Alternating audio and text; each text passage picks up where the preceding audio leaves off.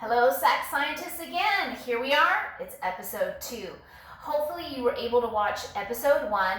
That was the dancing popcorn episode. And tell me about it. Send videos. Email me, however it may work, to show me how your experiment went. Don't forget, with that experiment, you can try other things besides just popcorn. You can try raisins, you can try grass clippings, anything that you find around the house and your parents give you permission. Give it a test and see if you can find those nucleation points in those items that cause it to dance within that chemical reaction of carbon dioxide. All right, today's episode, let's get started. Again, we're gonna focus back onto our feature page, but this time we're gonna focus on a change in color. There's a chemical reaction and you will see a color change that happens in this episode. Remember last week it was a gas was created. Do you remember what that gas was? That's right, carbon dioxide. Now this week it's gonna be color. So let's get started. Now, with this one is not an experiment. This one is actually a demonstration because I'm not testing any variables like you did in episode 1. So this time you're just gonna watch the actual chemical change happen. I'll explain what happens. It looks like magic, but it's actually called juice and water. So it looks like juice is being turned into water or water is being turned into juice. But just from seeing it with your eyes, you won't necessarily know what's happening behind the scenes. I'll explain it later. All right, so you see 4 clear cups. See those? If you look, I have no food coloring in any of these cups.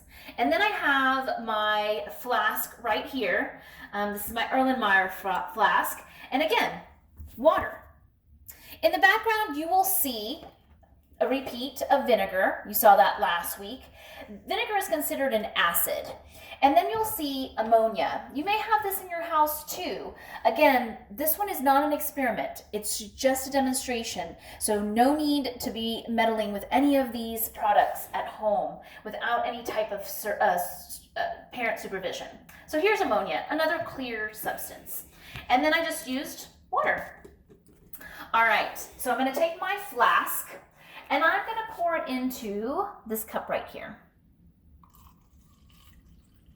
Okay, so we got that filled up.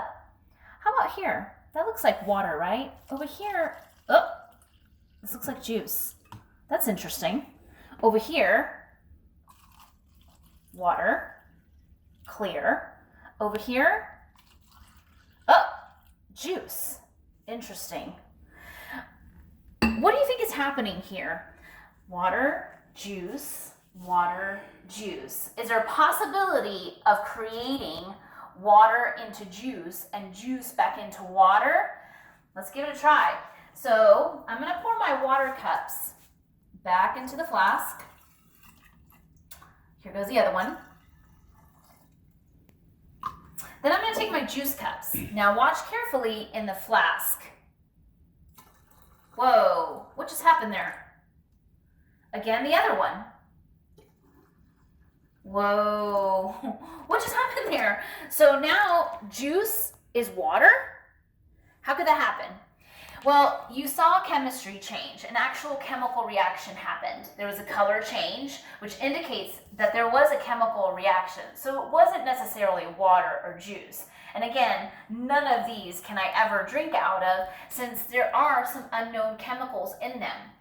Now, the main chemical, another clear liquid, it's called phenolphthalein. This clear liquid is an acid and a base indicator. If there's ever a base that's present, you will see this bright kind of juice Kool-Aid color that will come up. It can be a pink all the way up to a real deep kind of violet color, depending on the level of the base. The base that I used was what I showed you earlier, ammonia, another clear substance. And then the acid, which is basically it's a recycling liquid, it reverts it back, is the vinegar, another clear substance. So what I originally had here is I had vinegar, then I had the phenolphthalein, vinegar, phenolphthalein. But what you didn't see is in the original flask, I had water mixed with ammonia. So as soon as that ammonia hit these phenolphthalein or the juice cups, it reacted and it showed you that chemical change, the color change. And then right here in the vinegar, this was my recycling liquid.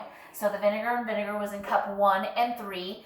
All I did was pour that back into the ammonia, which they don't have a chemical reaction. But then when I took the juice with the phenolphthalein, turned it back through there, that ammonia or that vinegar reacted back and recycled it back into water. So this was our demonstration, episode 2. I hope you enjoyed it. Maybe you can research some videos that may have something different. Again, adult supervision, and they'll be able to kind of walk you through what that looks like in different formats. Till next time, episode 3 is coming on the way. SAC Scientists, I love you and I'm praying for you.